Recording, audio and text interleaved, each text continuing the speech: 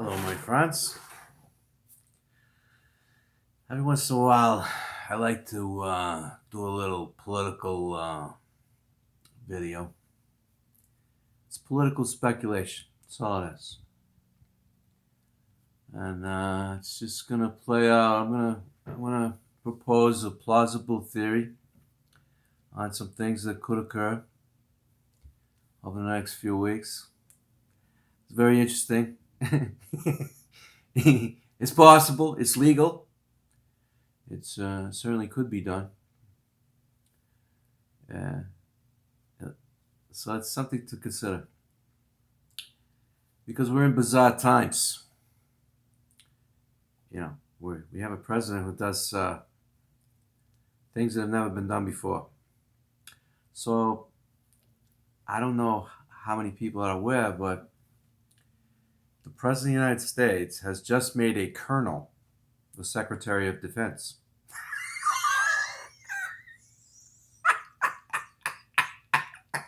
You just think about that for a minute. A colonel is now in charge of the Pentagon.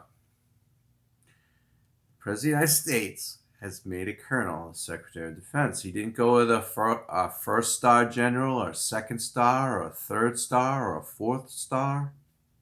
No, he made a colonel in charge of generals, in charge of the entire Pentagon. Absolutely unheard of. And this is a colonel who is got a lot of experience in counterterrorism. But, he's a guy who is pretty aggressive. So I'm going to just play this out here. It's just speculation. But this could happen. This is legal. This could all happen legally. Because what you have to understand is the President of the United States is the most powerful man in the world. He has over 2 million people working for him just in the armed forces alone. There's trillions of dollars in resources. And he's also facing a number of legal challenges if he were to lose power. Charges and lawsuits. He has a lot of political enemies. So it would behoove him to retain political power if at all possible.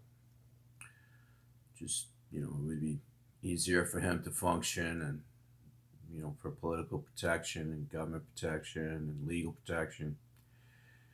And, the President of the United States is pretty much like a king in the United States. I mean, he pardons people.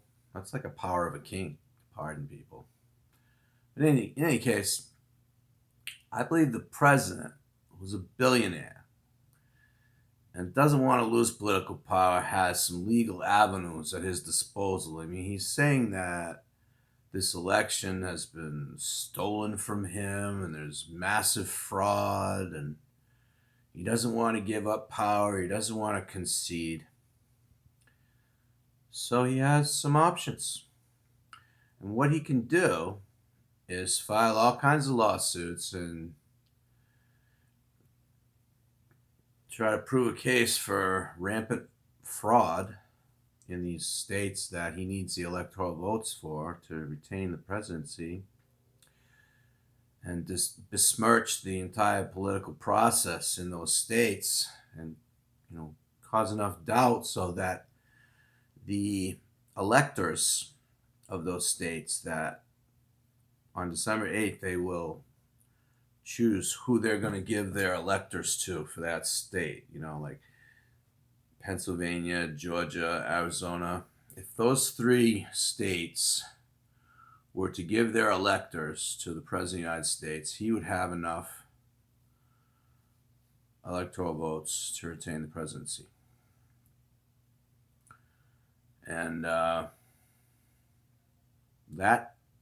they will vote December 8th. So until that vote is cast, we really don't know that Biden's going to become the president, because those electors of those states could say, well, we are going to be faithless electors. In other words, the voting process in our state, we're faithless in that. And we're going to give our electoral votes to the President of the United States for our state, because we don't have confidence in the voting system of our states, or we just don't agree with, things that went on. They weren't legal, or so it's entirely legal for these electors to say, we're not going to go by the popular vote. We're going to go by what we believe we should do. And that's why the Electoral College is there. I mean, it doesn't have to go by the popular vote. And so this new Secretary of Defense, this colonel who runs the entire military now in the Pentagon, he could attack Iran in another 2 or 3 weeks, another week or two, another 2 or 3 weeks, sometime around the end of November, about a week or so before the electors vote on December 8th. He could just attack Iran. Say, well, Iran's enriching uranium like 12 times higher level than they were supposed to in the agreement we had with them under the Obama administration. This is a threat to national security. It's a threat to the nation of Israel. And we need to degrade their nuclear capability. It's imperative. It's essential. It's necessary. We have no other choice but to preemptively degrade them militarily. And so you could just start launching missiles at Iran. And this would probably cause a stock market crash all over the world. It would cause a spike in oil all over the world. And it would cause major turmoil, economically, politically, militarily. And it would create a massive diversion. In other words, things would become so chaotic that it would like steal the show. And while all that's going on in the press, the electors of these states vote on December 8th, and somehow they have been communicated with that they should give their electoral votes to the President of the United States, and they do that. And then they have until December 14th to ratify that. But they could do it within a day or two, probably. Just like once they vote, boom, they ratify it. Done. Done deal. Now, Biden is not going to become president, because though he had the popular vote, just like Hillary had 3 million more votes than Trump last time, she wasn't the president. It'd be the same deal again. Only this time, the Electoral College just chose to give their electoral votes to the president. It's entirely legal. And if you're in the midst of a war with Iran,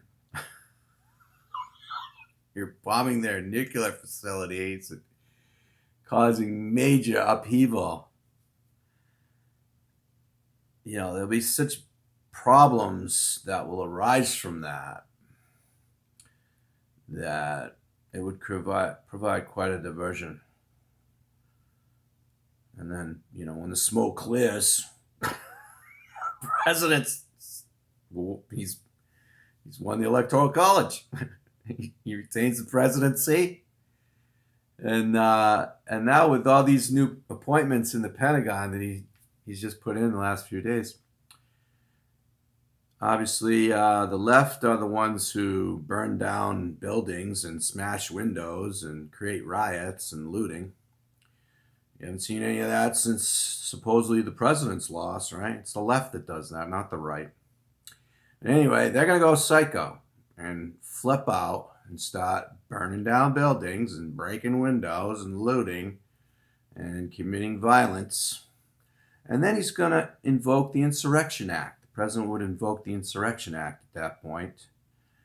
And this colonel, who's now in charge of the Pentagon, in charge of the entire military, the United States Armed Forces, would impose that Insurrection Act. They can use active duty soldiers to quell the violence and restore order. They can enact martial law. That's basically what the Insurrection Act does. It allows the president to, enact martial law and put down insurrection. Stop the riots. They don't even have to use the National Guard. They can just send active duty troops to do that. And they will do that. And they will get control of it very quickly, I would guess. And so then the president retains the presidency. Iran's nuclear capability is degraded. And all the riots and looting that have gone on for months because Democratic politicians have allowed it is quelched. It's all legal. He has every right to do it. He has every ability to do it. And if you're the President of the United States and it's legal and you want to retain power, why wouldn't you do it? So I think this is all speculation now. I give that caveat. That's what's going to happen. Unless he's all talk, unless he's all show, no go, he doesn't have a backbone. He's not going to, he just bluffs and threatens and then backs down. And he never does any of that, which is possible. He could just bow out and lose the election, and that's that. He just loses power. It's entirely possible he could do that too. But I don't think he'll do that. When I grew up, I was taught never lie, never bluff, never back down. Even if you're going to die, go down fighting.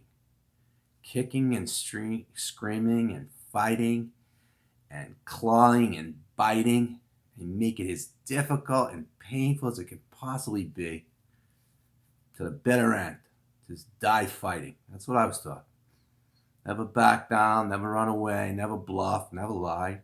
You don't make idle threats. And that's how I was taught. And even if you think you're going to lose, make it so difficult and unpleasant that everyone knows, well, we could win, we could beat this guy, but he's going to make us pay somehow. It's going to be very ugly. He's going to cause all kinds of problems. And we're going to pay a heavy price. It's not even worth fighting the guy because, even though you can take him, he's going to cause so much problems, so many different things. It's just not worth it. Because I've literally had hundreds of people threaten to murder me and beat me and attack me, do all kinds of things to me over the decades. And many times, these are big, strong people with all kinds of resources and friends and allies and abilities far beyond my own. And I said, well, let's do this. Let's go. Let's do it. Sounds good to me. I'm ready to go. God, kill me. Fight me. I'm right here. Let's do it. And I was willing to lose, I didn't care if I lost. I didn't care if I got hurt. I didn't care if I died. I wanted to fight. I was angry. And I was ready to go. But for some reason, over the years, these people that could have beat me backed down. For some reason. God must have stopped them because I couldn't have won. But I was willing to fight. So some guys don't care if they lose or even if they die. They just want to fight.